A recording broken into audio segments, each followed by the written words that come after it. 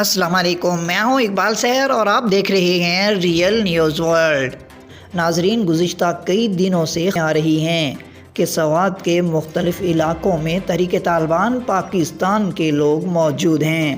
اب خیبر پختونخوا پولیس نے اس بات کا اعتراف کیا ہے کہ سوات کے دور دراز علاقوں میں عسکریت پسندوں کی موجودگی پائی جاتی ہے۔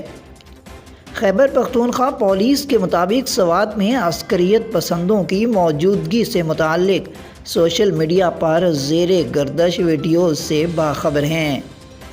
پولیس کا یہ بھی کہنا ہے کہ سوات کے کچھ افراد جو پہلے افغانستان میں تھے اب سوات کے دور دراز پہاڑی علاقوں میں موجود ہیں، جبکہ سوات مکمل طور پر سول انتظامیہ کے کنٹرول میں ہے۔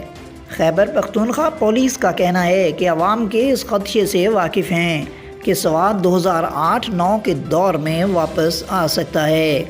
قانون نافذ کرنے والے ادارے کسی بھی مہم جوئی کا جواب دینے کے لیے تیار ہیں۔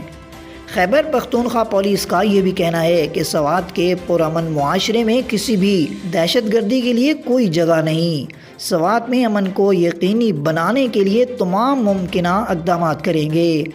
واضح رہے کہ سوات سمیت مالاکنڈ ڈویژن کے مختلف علاقوں میں کالعدم تحریک طالبان پاکستان کی واپسی کے حوالے سے لوگوں میں باتیں پائی جا رہی ہیں۔ ادھر دوسری جانب سوات میں سیکیورٹی ہائی الرٹ، داخلی اور خارجی راستوں پر چیک پوسٹ قائم کر کے سخت چیکنگ شروع کر دی گئی ہے۔ گزشتہ دنوں سابق وزیر اعظم عمران خان نے اپنے خطاب میں کہا تھا کہ خیبر پختونخوا میں صوبائی وزراء کو کالعدم تحریک طالبان پاکستان کی طرف سے دھمکیاں آ رہی ہیں۔ ہمارے لوگوں کو کیوں ٹارگٹ کیا جا رہا ہے؟ اس میں بھی ایک سازش ہے۔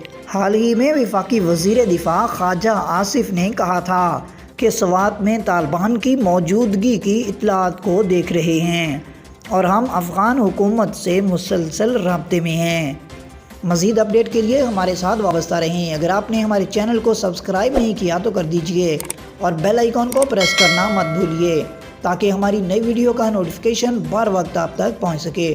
کامنٹ باکس میں اپنے خیالات کا اظہار کیجئے۔ اسلام زندہ باد، پاکستان پائندہ باد۔